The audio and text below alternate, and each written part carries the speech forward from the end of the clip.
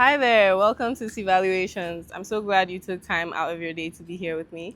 Today we're going to be reading and reviewing The Girl with the Louding Voice by Abi Dare. This book is the debut novel of Nigerian author Abi Dare, born in Lagos and studied law at the University of Wolverhampton. She has a master's in international project management from Glasgow Caledonian University, completed a master's in creative writing at Birkbeck University of London, where she achieved a distinction with an early version of this book right here. She currently lives in Essex with her husband and her two children. The Girl with the Louding Voice has won the Bath Novel Award for Emerging Authors and was a finalist in the literary consultancy Pen Factor competition in 2018 before being published in 2020. It was an instant New York Times bestseller, was shortlisted for the Desmond Elliott Prize. It's also been recommended by several media outlets like US Vogue and Essence. But if the praise isn't enough to make you read this book, maybe this video will. Now, before we get into the review, I do first want to put out a disclaimer that this is not a spoiler-free review. We're going to be diving into key plot points and character arcs in every single chapter. So if you're yet to read the book and you'd like to go in blind, you can save this video for later and come back to it.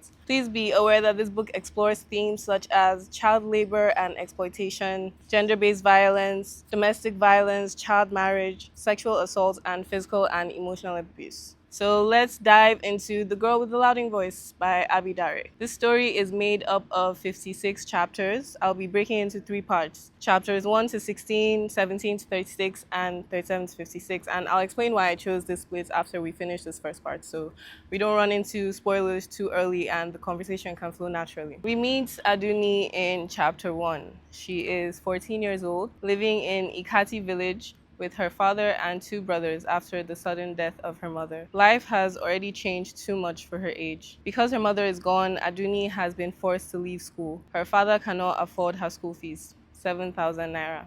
And he also cannot afford the community rent of 30,000 naira. To Aduni, 30,000 naira is a mountain, something her father could never find even if he searched the whole of Nigeria. Her father does find the money though, just not in the way that she hoped. An old taxi driver in the village, Morufu, agrees to pay the rent, but the money is not help. It is Aduni's bride price, her Owo Ori. Her father is marrying her off as Morufu's third wife. At 14 years old, her dreams collapse in that moment.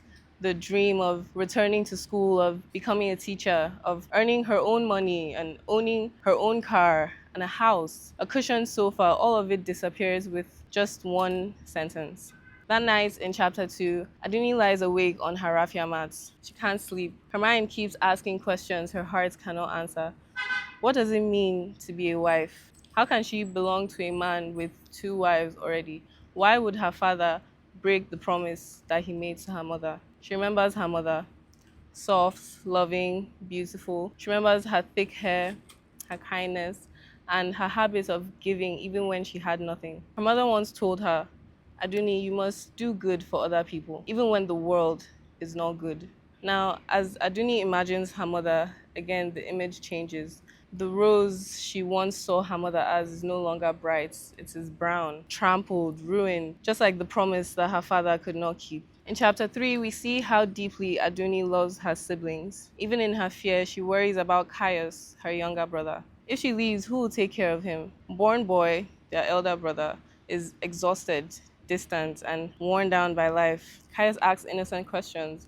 Will she visit? Will she still teach him? Will she still cook for him? Aduni tries to answer, but the words get stuck in her throat. They cry together, holding each other quietly in the dark. Kaya suggests that she runs away, but Aduni knows better. She remembers the story about a girl named Asabi, a girl who tried. She was beaten, locked away, and broken. When Aduni tries to speak to her best friend, Enitan, she finds no comfort there either. Enitan treats the marriage like a blessing, a celebration. She talks about makeup and lipstick colors, asking if Aduni wants red, the color of a new wife, or pink, the color of a young bride. Aduni answers softly, almost to herself. How about black, the black of a mourner? In chapter 4, Aduni remembers a story her mother once told her about a man that she loved, a man that she could not marry because she had no education, because she was considered unworthy. Her mother told her that the education is her voice, the thing that will speak for her even when she cannot. And Aduni believed that, and she still does believe that. So she kneels before her father and she's clutching his legs, begging him to not marry her off to Morufu. She promises to work, to succeed, to build him a house and buy him a car, to take care of everyone, him, Caius, and Born Boy. But he does not listen. Chapter 5 is painful. Everyone treats the wedding preparations like joy. Anytime plaits her hair, calls her a queen, and tells her to smile. Aduni distracts herself by plucking corn until her fingers ache and her back feels like it might break. That night, Caius explodes in anger. He kicks and screams until Aduni holds him close, rocking him to sleep. She knows then how deeply this loss has cut them both. Chapters 6 through 11 are hard to sit with. The wedding day arrives. Aduni feels like a ghost, watching everyone as if it's happening on a television screen. People eat, drink, laugh, and dance. Her father places her hand in Morufu's hand and gives her away completely, with words so cruel they stripped her of her humanity. Morufu takes her to his house, a dark compound. The place lacks a sense of security, both physically and emotionally. She meets Labake, the first wife, full of bitterness and cruelty. Khadija, the second wife, is gentle and kind, although almost like a gift from her mother. Morfu lays down his rules. He is king. No one should question him. Sleeping days are assigned. Children are beaten. And silence is survival. Aduni is terrified. She's a child being asked to become a wife, a woman, a mother for a man old enough to be her grandfather. The night comes and it is painful and confusing and very, very violent. When it ends, Morufu tells her she is now a complete woman. Aduni remains motionless, tears streaming down her face as she gazes at a dim light above her head, recalling her mother. Help me, Mama, she cries. In the days that follow, Khadija helps her heal. She teaches her how to soothe the pain and how to survive in Morufu's house. Still, the fear does not leave her. Aduni witnesses violence in that house. Children are flogged for no reason. All the wives are humiliated. Labake punishes her cruelly, even dragging her out naked once and covering her in sand because she took too long in the bathroom. Khadija becomes her only safe space and her only friend in that house. When Khadija speaks of a medicine that can delay pregnancy, Aduni clings onto it like a lifeline. She doesn't want her stomach to swell with a child. She wants her mind to swell with knowledge. And for the first time since the wedding, Aduni feels a small spark of hope. So by the end of chapter 11, Aduni feels a little hopeful again. Some days in Murufu's house are lighter with Khadija by her side. She laughs, they talk like friends. Aduni helps care for Khadija's children, helps bathe them and feed them, wash and plait their hair. These moments help them know each other better, and for the first time, Aduni feels a small sense of belonging. Morufu is still there. He's still asking if she's pregnant, still watching her like she belongs to him. But she continues taking Khadija's secret medicine. Labake still curses her and still fights with her, but Aduni is learning to deal with that. One day, it's the second day of the month, and Morufu and Labake have left the house for the market. The house feels quiet, almost free even. Aduni cleans and sings and balances a folded newspaper on her head, standing on her toes, imagining herself as a big, big lawyer. Her joy is so simple and innocent and fleeting, but it is hers. Khadija peeks into the parlor, smiling, and tells her to go fetch water from the Ikati River. Now, Aduni knows that new wives aren't allowed to go far, but Khadija encourages her to take the chance now that Labake and Morufu aren't around and enjoy this moment of freedom. And at the river, Aduni meets Enitan and Ruka, her friends. They hug and laugh and they ask her about her life as a new wife. She then hears her name being called. It's Caius, her younger brother, from the boys' side of the river. They run towards each other. Caius lifts her and spins her around and tells her how much he misses her. He's angry at their father and he promises that one day he'll gather enough money to get her back and they'll build their own house and they'll be free. Aduni holds him close and reassures him that she's managing, saying that things aren't as terrible as they seem. But reality hits on the way home. As she's walking home from the river, Labake ambushes her with a nailed stick in hand, accusing her of using kerosene stove. Fear grips her. She begs, but just as Labake raises her hand, Labake's daughter, Kike, steps in and takes the blame. Labake pushes Aduni and the water pot that she carries falls and breaks. The sand around it darkens with the spilled water and Aduni kneels there, trembling, just overwhelmed. After a while, Khadija finds her and gently leads her back home. She soothes her, letting Aduni know that even in pain, at least she knows that there is someone watching over her. In chapter 12, something changes. Aduni's heart softens towards Kike, and Kike's heart softens towards Aduni.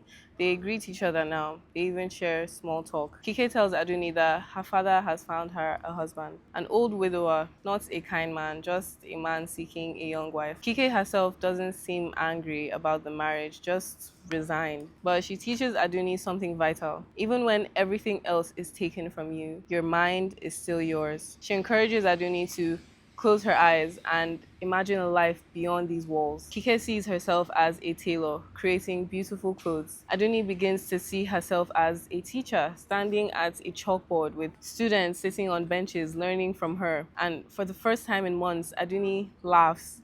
She feels a surge of freedom, even if only in her imagination. But this joy is fragile because chapters 13 through 17 will show her world tighten again. Aduni's reality grows harsher, and as readers, all we can do is watch and hope that her mind remains a safe place where she can still dream. In chapter 13, Khadija knows deep down that something is wrong. Now, Khadija is pregnant. This is her fourth pregnancy. She has felt life develop inside her before, but this time her body feels restless and unhappy, as if the baby is attempting to go out too soon, 4 or 5 weeks too early. And that's time that the newborn doesn't have. That might be the difference between life and death. She informs Aduni that she's scared and that they need to travel to Kere village first thing in the morning to visit a midwife. She can't take any chances with this child, especially because she knows for sure that this baby that she's carrying is a boy. And in Morufu's house, a boy is everything. A boy has to live. When Aduni asks how she's even sure if it's a boy, Khadija hesitates before saying that she did what she had to do to be sure after Morufu threatened to send her back to her father's house. She explained in a low voice that it was wrong, but she had no option. And she says that she will explain it to her later.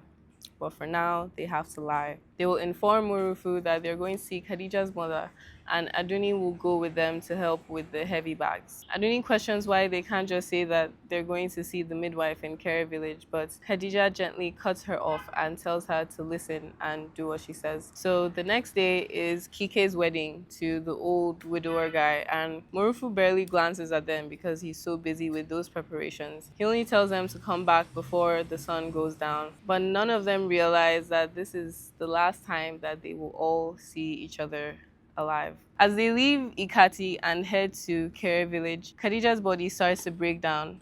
Her breathing is irregular and her power is fading. The longer they travel, something precious is gradually slipping away from her. The bus eventually stops in chapter 14 next to a cocoa tree after hours of driving. Kere village is tiny and almost frail. There are circular buildings on the slope, some of which look like they would topple over if the wind pushes them too hard. Aduni wakes Khadija up and they both climb down, their feet not quite stable on the ground, and begin to walk. Khadija keeps pausing, stopping, and whimpering as agony shoots through her body. Aduni is telling her to keep going one careful step at a time until they come to a road with a guava tree and a brown goat tethered to it with a red thread. Keep that in mind. Brown goats, red thread, tied to tree. Khadija shakes and drops down under the tree, and she points to a circular home with a red door not too far from them.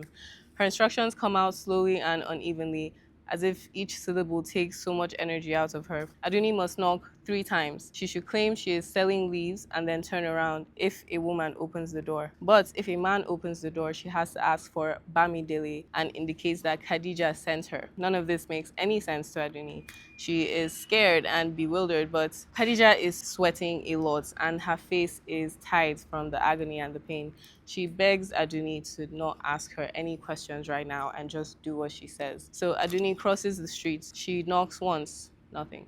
She knocks twice more. A tall young man with no shoes or shirt on and a radio in his hand opens the door. He says his name is Bamidele. And as soon as Aduni starts to speak, he starts looking worried. He goes back inside to put on a shirt and he runs to Khadija under the tree, holding her like she belongs there and wiping the sweat from her forehead. He calls her Ayami, which means my wife. Aduni stares in shock. Her thoughts are racing to catch up with what her eyes are witnessing. And then Khadija informs her the baby she is carrying is not Morufu's. It belongs to Bamidele. Bamidele was her first love. He was the man that she was supposed to marry before her family intervened due to her father's illness and made her marry Morufu. Bamidele left Ikati devastated when Morufu took her away and moved to Kere village to work as a welder. Now, time went on and then somehow they found each other again and she is now pregnant with his child. Bamidele says he knows that the baby is a boy because women in his family don't often have girls. But there is a ceremony that must be done before the infant becomes 9 months old. He must go to the Kere River and 7 times Khadija must wash herself with a special black soap. If not, her and the baby will die. And they have to do it right now. Aduni's fury rises in her chest. She's sharp and burning, but she can't look away from Khadija's face. Khadija's face is contorted in pain and anguish. Khadija makes Morufu's house livable, so she has to help her. If not, what will she do? So Aduni and Bamidele pick Khadija up and start the lengthy, agonizing journey to Kere River. Throughout chapter 15, all throughout that walk, Aduni is thinking about death. Now, death is not new to her. He has already come once before and taken her mother. And now she can feel him again, moving close, walking with them, tall like an Iroko tree. He has no body that can be touched, no eyes that can be looked into, only a mouth filled with rows of sharp teeth made for tearing life away and wings formed from nails and arrows, strong enough to fly into the sky and bring down birds or sink into the river and swallow fish. He's there, hovering over Khadija's frail frame. Aduni feels him with every step as they drag Khadija's body forward. Her weight is growing heavier and her breath is growing weaker. Her head is swinging from side to side as though she's already halfway gone. Aduni keeps talking, keeps urging her to stay awake and keeps trying to pull her attention away from the pain, away from death, even though she knows he is already reaching. When they finally reach Kere River, Khadija's strength disappears completely.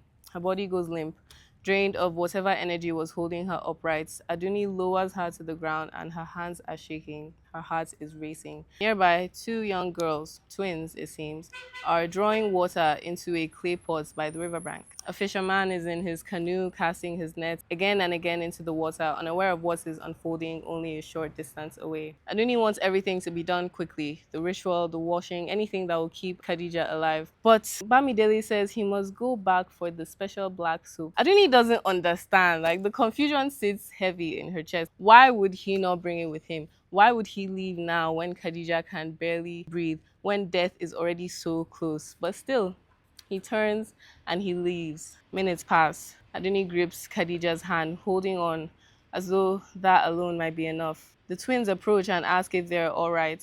Aduni forces out a lie, telling them that they are waiting for the Babalao to come and help. The twins offer a quiet prayer to the gods and walk away. The fisherman paddles farther into the river. And still, Bamidele is not back.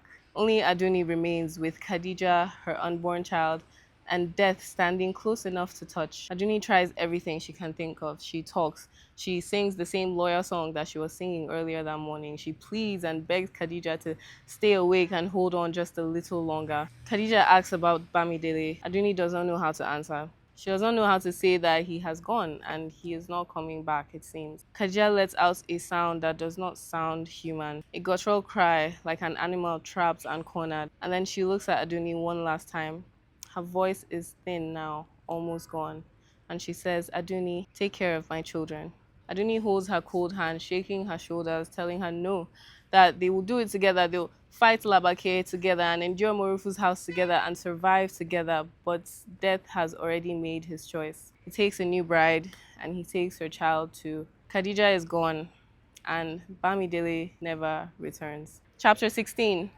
Aduni does not know how long she sits there after, but when she finally stands, her body moves as if it belongs to someone else. She walks back towards the village alone, her legs heavy, and her mind crowded with questions that have no answers. She reaches the road again, the guava tree, the brown goat tied with a red thread, and the round house with the red door. She pounds on the door, shouting for Bamidele to come out. She screams at him to face what he has done, to take responsibility for the curse he brought on Khadija, for the death that now sits on her chest like a stone. But it is not Bamidele who opens the door. A woman stands there. She has fair skin, hair twisted upward like thorns on a crown of flesh, and a round stomach swollen with pregnancy, the same size as Khadija's was. Aduni asks if she is Bamideele's wife, and she tells her that Khadija is dead and he must come out. The woman answers almost calmly that yes, she is his wife, but no, he cannot come out because he is not here. He traveled to his mother's village 3 weeks ago.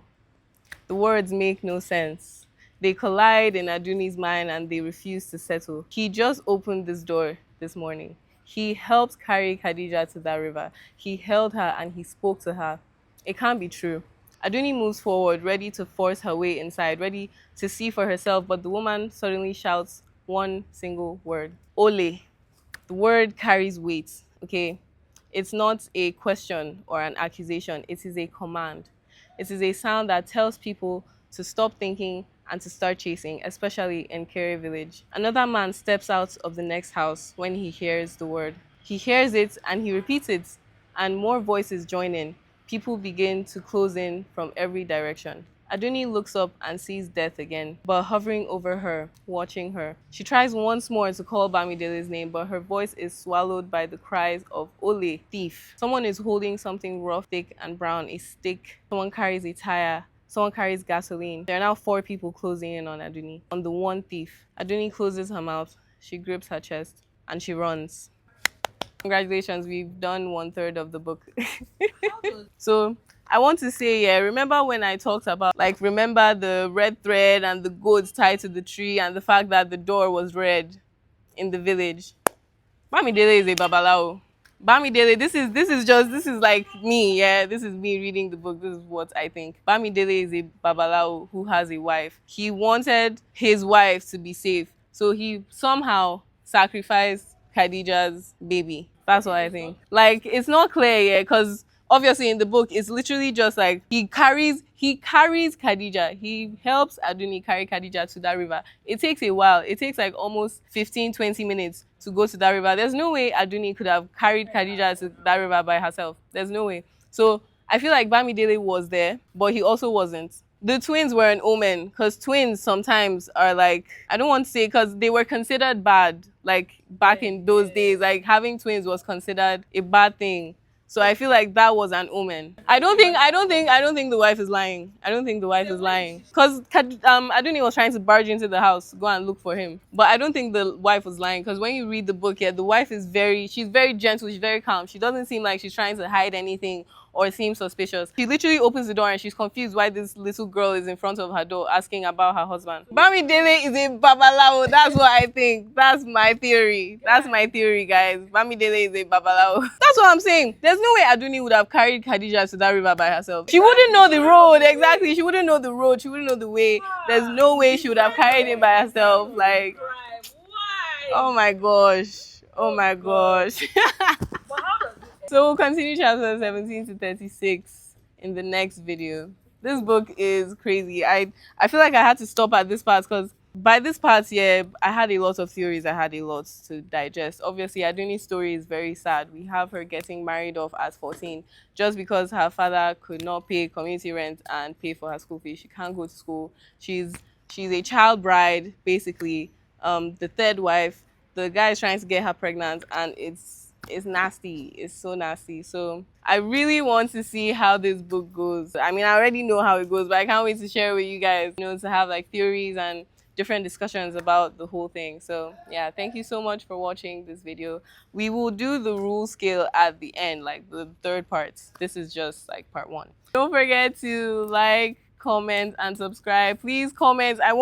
These are the comments I want here. I want, do you think Bamidele is a babalao? Because I think he's a babalao for sure. Do you think he was actually there? Or do you think, like, death had a hand in this? Like, the omens were all there. The way she's, like, going about it, she's become friends with Khadija. But now Khadija is dead. Oh my God, Khadija is dead. Yeah, I can't wait to continue the story with you guys. How is Aduni going to get out of this? Will they blame her for Khadija's death? Will she run away? Will she be able to lie about this whole thing? Will she be able to find Bamidele even? But we don't know. We will find out in the next video. So stay tuned. Thank you so much for watching. Please like, comment, subscribe, and share. See you soon, right here on Ceevaluations. Bye.